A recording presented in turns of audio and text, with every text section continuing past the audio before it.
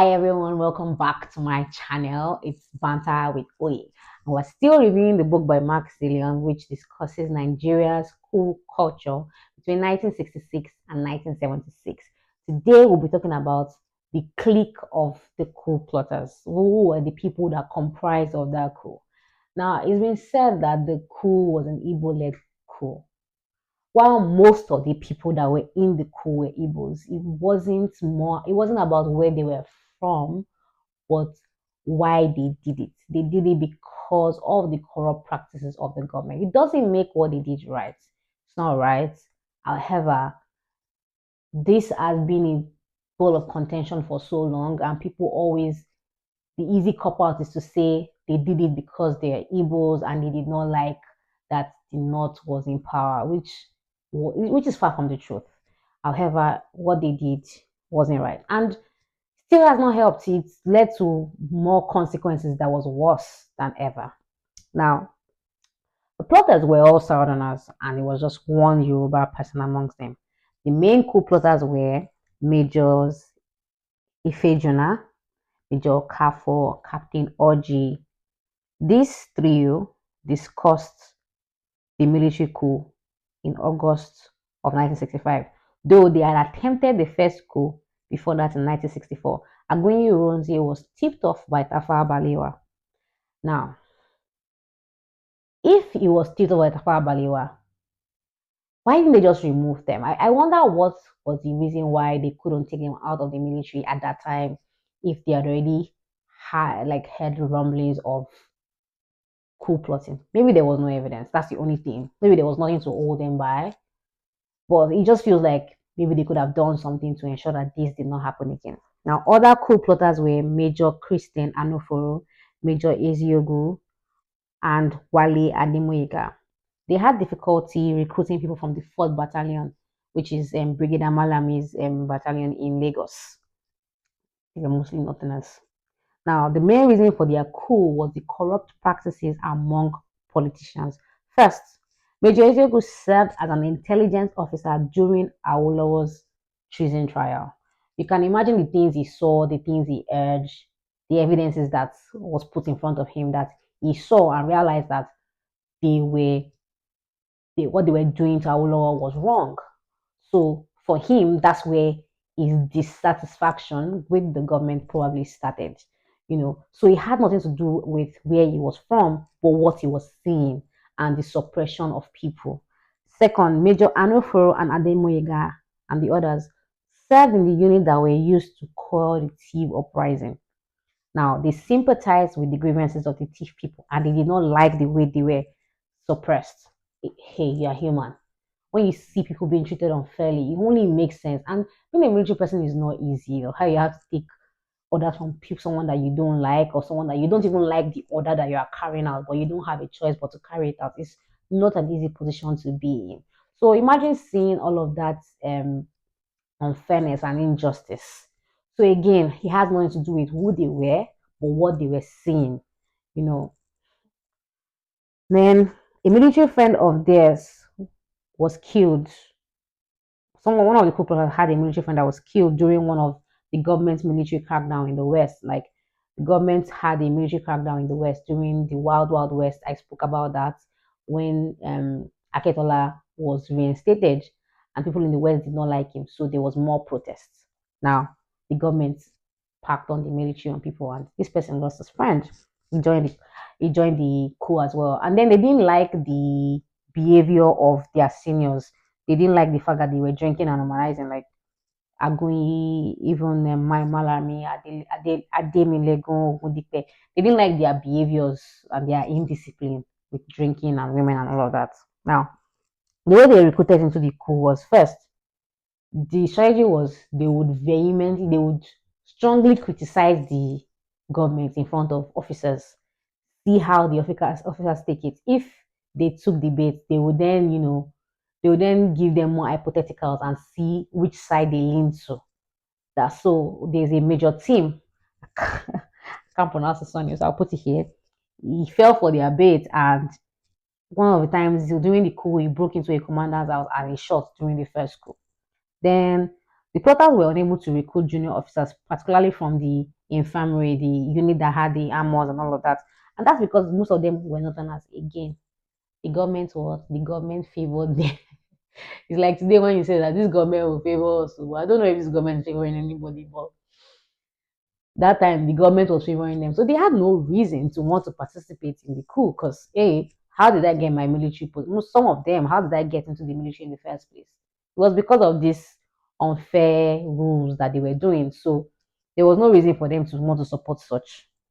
Now, though they were able to recruit the commander of the Federal Guard, Major Donatus Okafor, he played a very strategic role in the role because he was the unit responsible for providing security for the Prime Minister's house, which means he knows the people there, he knows the staff, he knows the layout of the Prime Minister's house, and he joined the coup. That was really a bad one for Tafa Balewa. It's so sad. I feel imagine someone that you trusted in as your security person, and this person is part of the people that planned the coup. That was really sad. Now, the coup consisted of three groups. First was the core group, Major Ifejuna, Eziogu, Ademoyega, Anofuru, Chukwuka, Okafor. Those were the people that planned and led the operations. Now we had non-original people that those people are people that joined like a day or two before the coup, like Captain Uwombosi. Then junior officers. These ones are the ones I feel bad for the most because they were just taking orders as usual. They didn't even know that they were participating in the coup. So, hey, these people are my superiors and I have to obey the last command. I think that's how they say it. So they were just taking orders from their superiors. Now, Major Ojuku and Unjoku, they showed more interest than usual in politics. Like they were a little bit interested in politics than usual.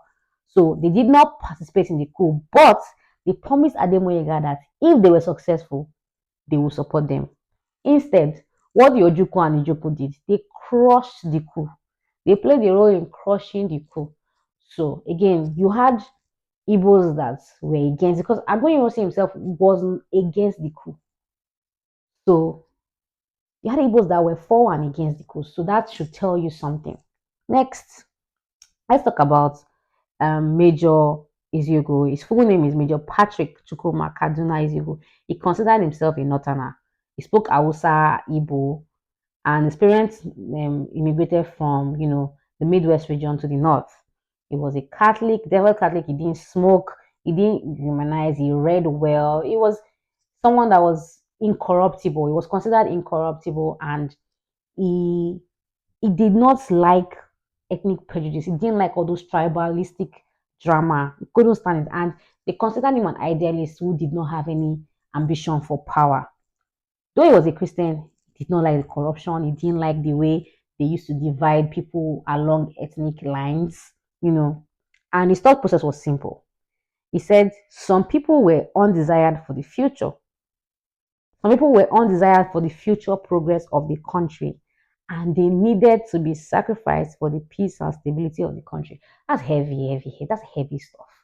That's heavy stuff. Sacrificing some people for the peace and stability of the country. I don't know. Whew, that's heavy. Like,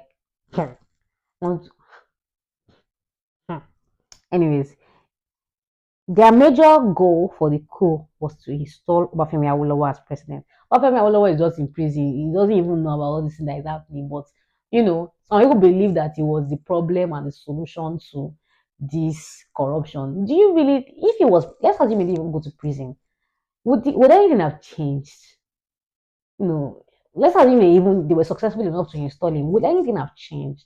I feel like if they had installed him, if their coup was successful and they had installed him, it would have caused more problem between the south and the north because the north will never forget. Those people, they forgive. Imagine that they were actually successful and they brought in Awolowo. We will never forget how Awolowo was brought in, and it would seem like it was a part of the coup. So, um, the majors felt that they felt like Awolowo was victimized by the government. Captain Wobosi said the majors had more faith in Awolowo than they did in Dr. Nnamdi Azikiwe. So Awolowo secretary Odia F. Ofemo confirmed that that this was their intention because they believed in Awolowo's ideas. Now, Remember, the federal government had ordered the military to suppress the protesting people that were protesting in the West against the rigging of Akintola, you know. So now they used the Ibadan-based battalion, most of which were northern soldiers, and most southerners or westerners did not like them because they felt like they were supporting Akintola. Again, they did not like them because they were from the north. They did not like them because they were supporting a westerner that they did not like.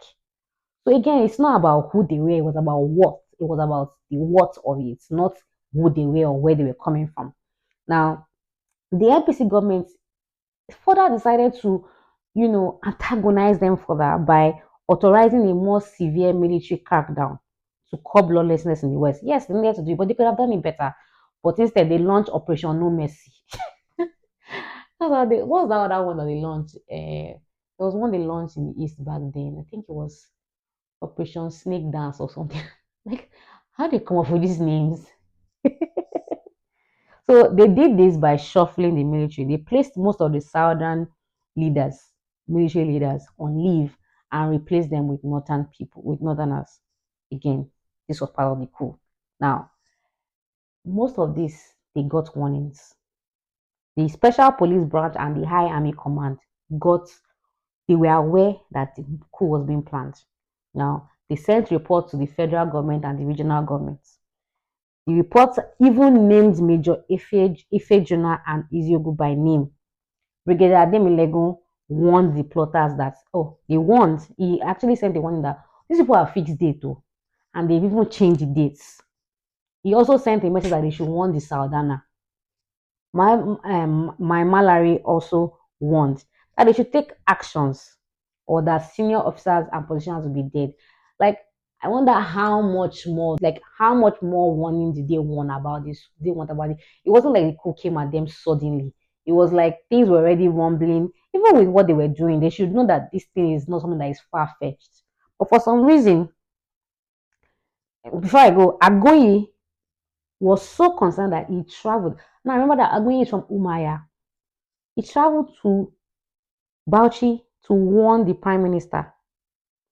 He passed on a message to his secretary, who is Minister Inuwa Wada, the same guy that raised about 1,000 men to fight when AG delegates wanted to come and, when AG delegates wanted to come to the north, that they ended up, attacking their Igbo neighbors. This is the same guy that signed a lot of nonsense. So when Agoye warned him, instead, what was he? Was nonchalant. He did not believe that a coup was possible in Nigeria. In his defense, because it had now become conspiracy theories, it had now become people just used to say stuff. Things like this would never happen in our own part of the world, which is just being overlaxed. It's like they were so. It's funny how at some point Tafawa Balewa was worried that the Igbos can take over the military and kill them. But when there was actual warnings, you didn't take action. Like, why? Why did they just?